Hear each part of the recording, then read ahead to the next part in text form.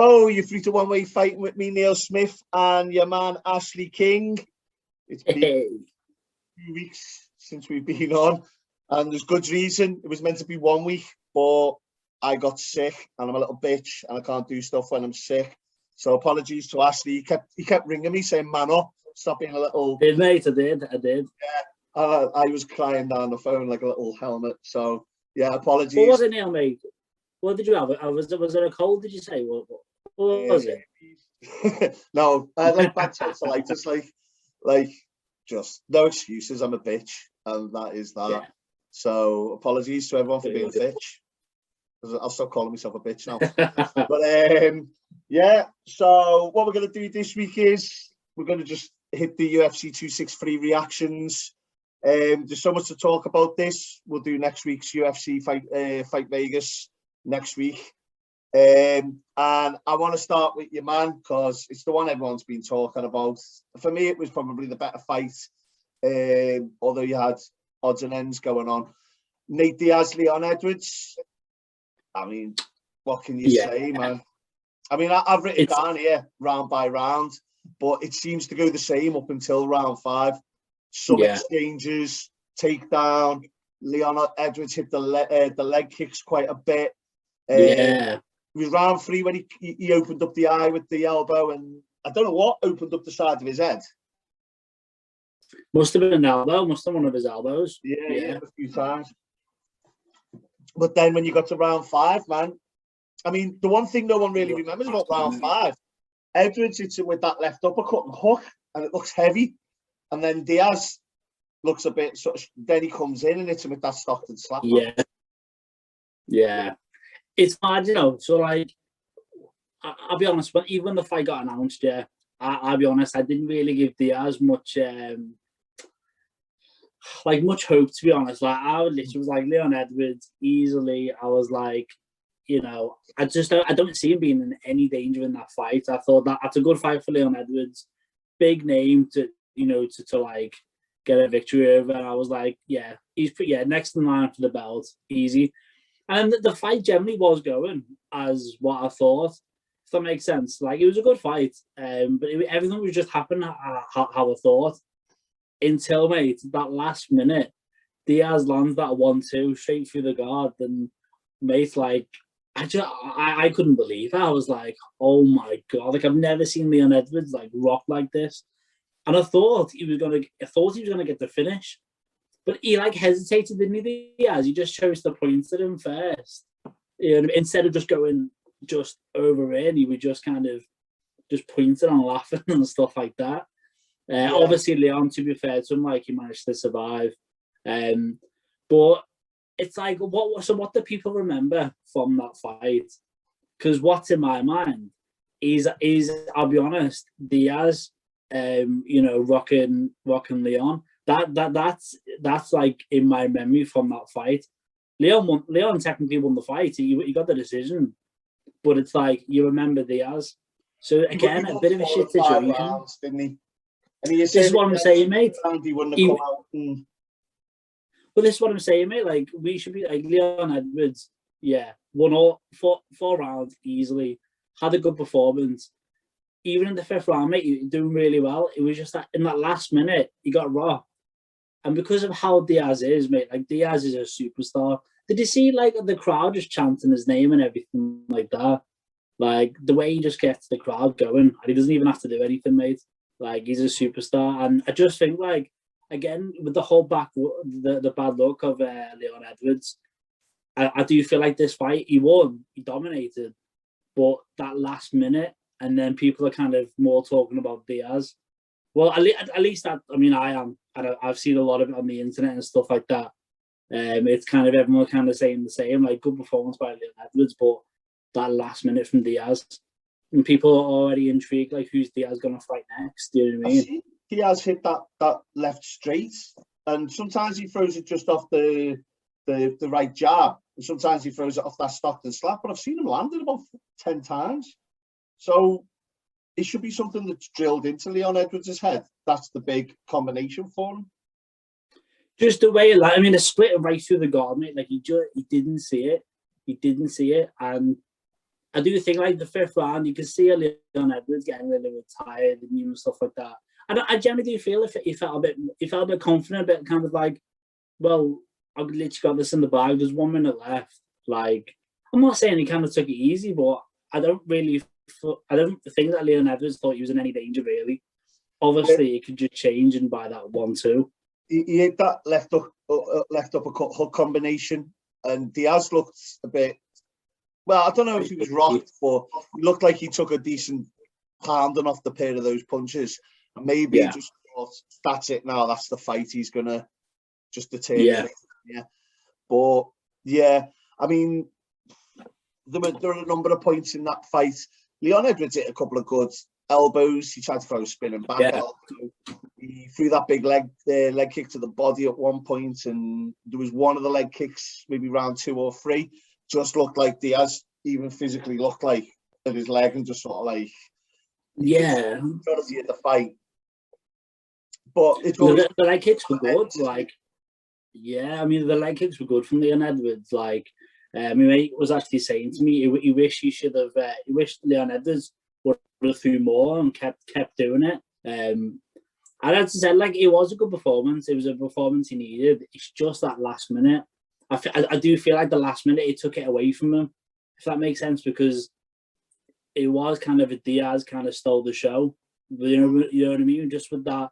And I mean, how good would it have been, by the way, if Diaz would have actually, like, I mean, if he would have knocked out Leon Edwards in that last minute, mate, oh my God, you would have been talking about Usman versus Diaz.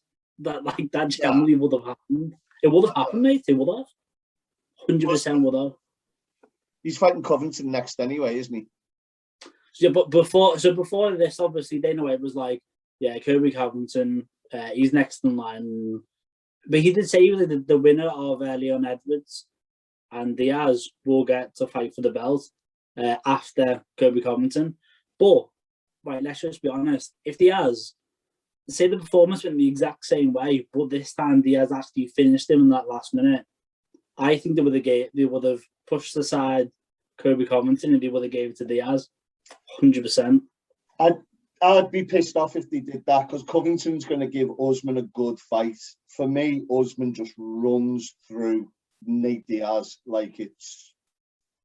I mean, with those cuts and everything, there's never a fight where he doesn't get cut, really, is there, lately? And I feel like issue, isn't it?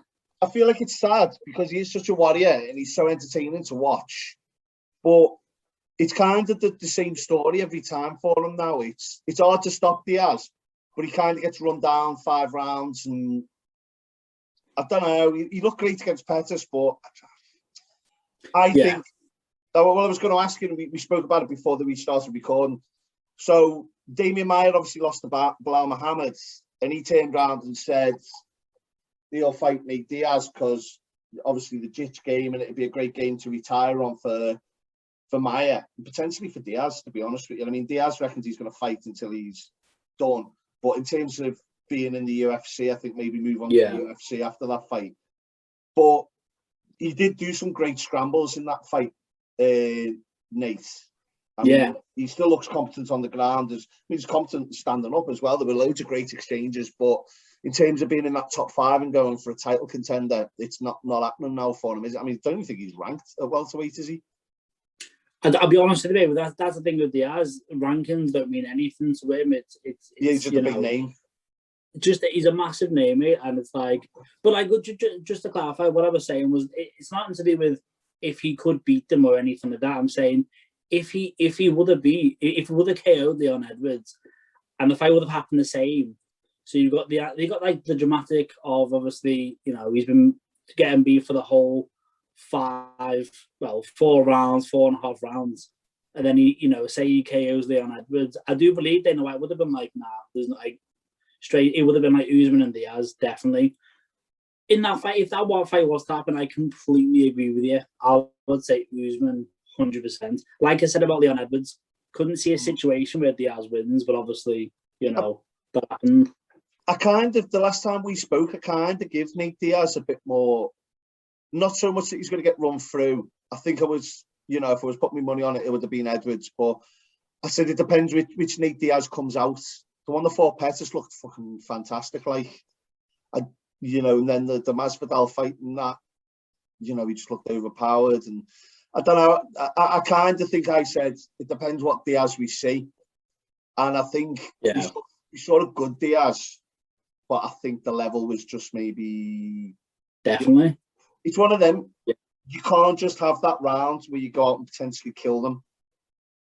You've got to, you know, if you're a volume puncher, you've got to put the performance in every round, and he used to do that.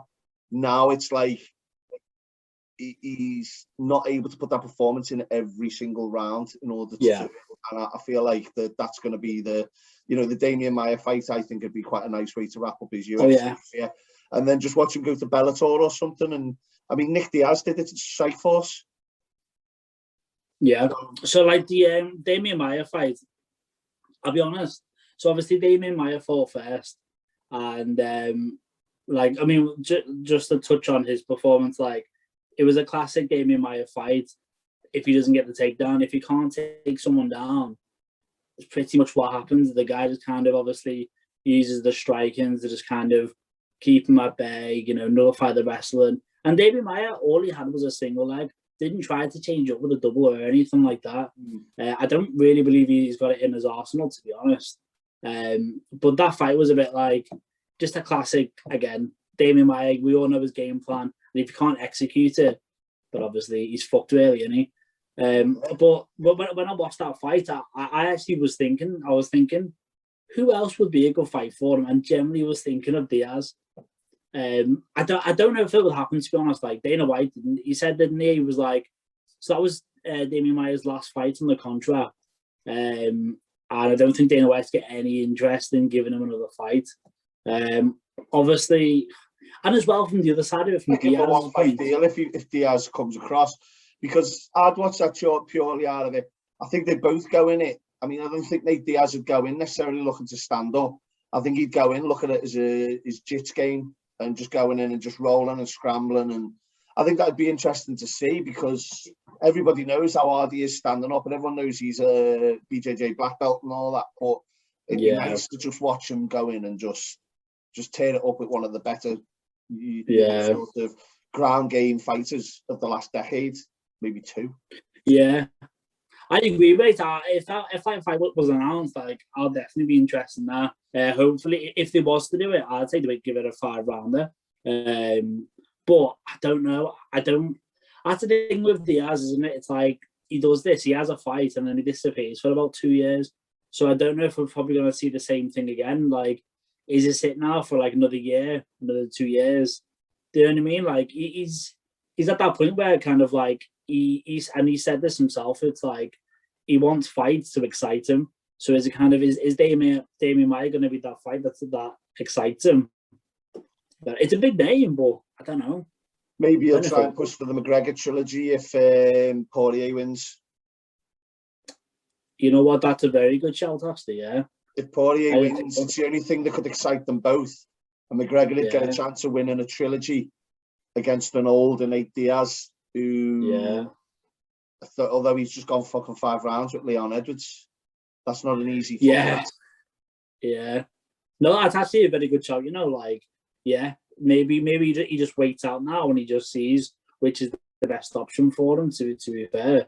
But that's the thing with Diaz, though. Like, this loss, his stock still went up because that last minute.